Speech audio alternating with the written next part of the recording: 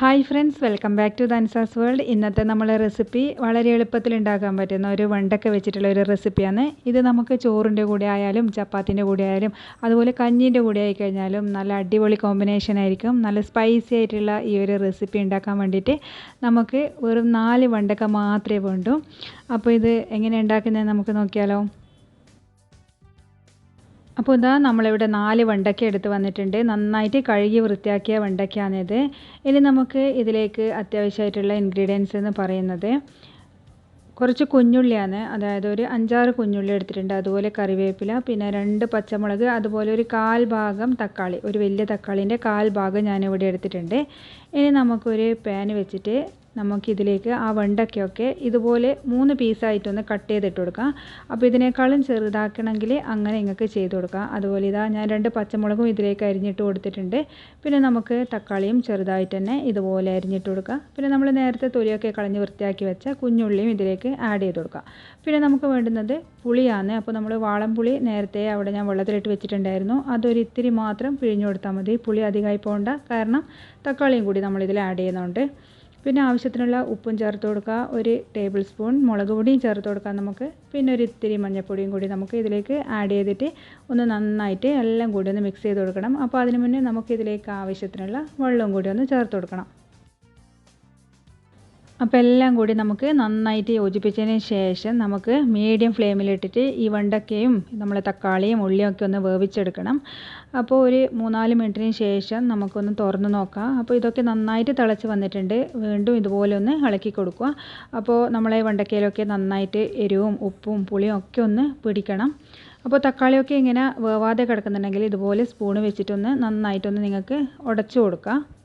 അപ്പോൾ നിങ്ങളുടെ അടുത്ത് ഇളം വെണ്ടയ്ക്ക ഉണ്ടെന്നുണ്ടെങ്കിൽ നിങ്ങൾ ആദ്യം ഈ തക്കാളിയും ഉള്ളിയും പുളിയൊക്കെ ഇട്ടതിന് ശേഷം ഒന്ന് വേവിച്ചെടുത്തിട്ട് വെണ്ടയ്ക്ക ചേർത്ത് കൊടുത്താൽ മതി. അപ്പോൾ എൻ്റെ അടുത്ത് അത്യാവശ്യം കുറച്ചൊന്ന് മൂത്ത വെണ്ടയ്ക്കയാണ്. അപ്പോൾ നമുക്കിതിലേക്ക് ഇനി വേണ്ടുന്ന ചേരുവകൾ എന്തെങ്കിലും നമുക്ക് എരിവോ ഉപ്പോ എന്തെങ്കിലും ആവശ്യമുണ്ടെങ്കിൽ ചേർത്ത് കൊടുക്കാം. അപ്പോൾ ഉപ്പിൻ്റെ അംശം കുറച്ച് കുറവായതുകൊണ്ട് ഒരിത്തിരി ഉപ്പ് ഞാൻ ചേർത്തിട്ടുണ്ട്. ഇനി കുറച്ചും കൂടി ഒന്ന് മൂടി വെച്ചിട്ട് ഒന്ന് വേവിക്കുന്നുണ്ട്. അപ്പോൾ വീണ്ടും ഒരു 5 മിനിറ്റ് കഴിഞ്ഞിട്ട് ഞാനിതാ മൂടി തുറന്ന് നോക്കുമ്പോൾ നമ്മളെ വെള്ളമൊക്കെ അതിൽ നന്നായിട്ട് വറ്റി കിട്ടിയിട്ടുണ്ട്.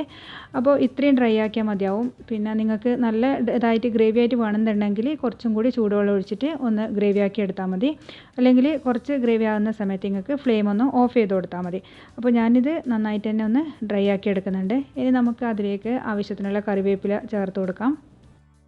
അപ്പോൾ ഇനി ഇതിലിരുന്നിട്ട് തന്നെ ഇത് വീണ്ടും പറ്റും. അപ്പോൾ തീരെ ഡ്രൈ ആയിട്ട് ഉണ്ടാകുക. അപ്പോൾ ഞാനിത് കഴിക്കുന്നത് ചോറിൻ്റെ കൂടെ സൈഡായിട്ടാണ്. ഇനി നമുക്കിതിലേക്ക് വറുത്തിടണം. അപ്പോൾ ഞാനിതാ ഒരു പാൻ അടുപ്പത്ത് വെച്ചിട്ട് അതിലേക്ക് കുറച്ച് വെളിച്ചെണ്ണ ഒഴിച്ചു കൊടുത്തിട്ടുണ്ട്. 1 ടേബിൾ സ്പൂൺ വെളിച്ചെണ്ണയൊക്കെ മതിയാകും. ഇനി നമുക്കിതിലേക്ക് കടു ഇട്ട് കൊടുക്കണം. അപ്പോൾ ഒരു 1/2 ടീസ്പൂൺ കടു ഞാനിതിലേക്ക് ഇട്ട് കൊടുക്കുന്നുണ്ട്. അപ്പോൾ കടുവൊക്കെ പൊട്ടി വരുന്ന സമയത്ത് നിങ്ങൾക്ക് വേണമെങ്കിൽ ചെറിയ ഉള്ളി ഒന്ന് മൂപ്പിച്ചെടുക്കാം. കാരണം ഞാൻ ചെറിയ ഉള്ളി നേരത്തെ ചേർത്തുകൊണ്ടാണ് ഇതിലേക്ക് ഇപ്പോൾ ആഡ് ചെയ്യാത്തത്. ഇനി നമുക്ക് ആവശ്യത്തിനുള്ള കറിവേപ്പില ഇട്ട് കൊടുക്കാം. കറിവേപ്പില ഇട്ടിട്ട് നന്നായിട്ട് ഇതൊന്ന് ഫ്രൈ ചെയ്തെടുക്കണം.